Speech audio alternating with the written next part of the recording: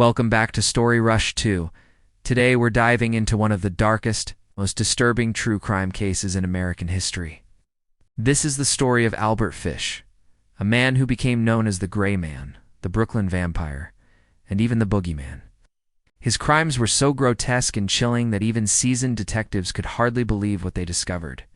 If you think you've heard about terrifying serial killers before, wait until you hear about Albert Fish. This story isn't just disturbing, it's the kind of nightmare that never really leaves you. Albert Fish was born in 1870 in Washington, D.C. His childhood was marked by tragedy and mental illness. His father died when Albert was just 5 years old, leaving the family in poverty. His mother, unable to care for him, placed him in an orphanage, where he would endure years of physical abuse. But what made Albert different was how he responded to this suffering. While other children feared punishment, Albert began to enjoy it. He discovered that pain excited him.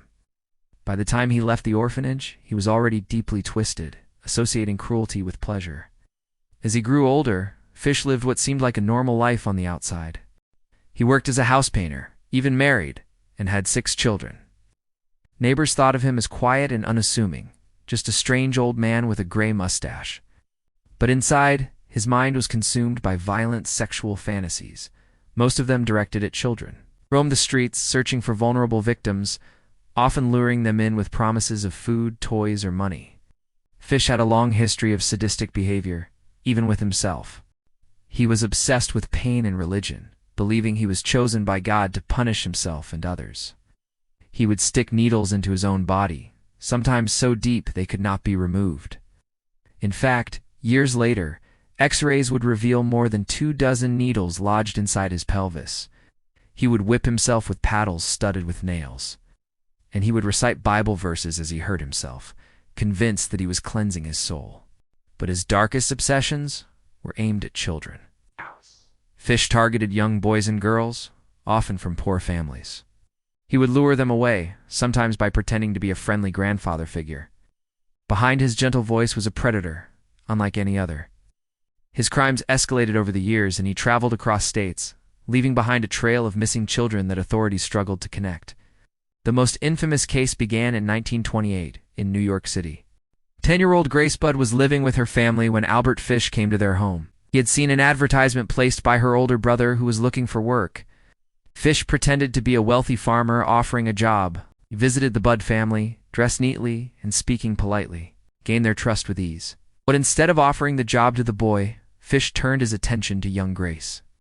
On June 3, 1928, Fish told the Budd family he wanted to take Grace to a birthday party for his niece. The Budds believed him. They dressed Grace in her best Sunday clothes and sent her off with this kind-looking old man. That was the last time they saw their daughter alive. For years, the Budd family was left in the dark. Police searched but had few leads. Fish disappeared, moving from place to place, continuing his twisted fantasies. It seemed like the case would go cold forever, but Albert Fish wasn't content with silence. He craved attention, and he wanted the Budd family to know exactly what he had done. In November of 1934, 6 years after Grace's disappearance, the Budd family received a letter. It was written by Fish himself, and its contents were beyond horrifying. In the letter, he described in disturbing detail how he had lured Grace away, killed her, and even consumed parts of her body. The words were so graphic that even hardened detectives had difficulty reading them aloud. The letter is one of the most infamous pieces of true crime history, a chilling confession from a man who delighted in the pain he caused. Investigators traced the letter back to Fish by following the stationery and the envelope.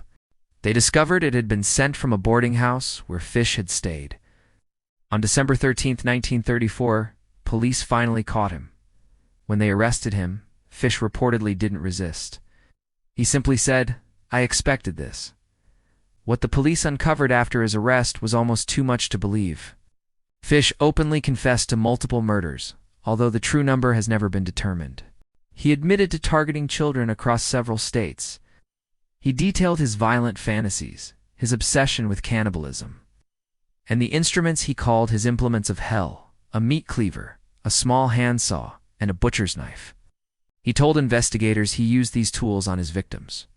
Fish was charged specifically with the murder of Grace Budd, since it was the most solid case against him. His trial in 1935 was one of the most sensational of the time. The public was horrified, newspapers filled with gruesome details, and the courtroom was packed. His defense argued that Fish was insane, pointing to his extreme behavior and his lifelong obsession with self-harm and religious delusions. They claimed he was not responsible for his actions because he couldn't distinguish right from wrong, but the jury didn't buy it.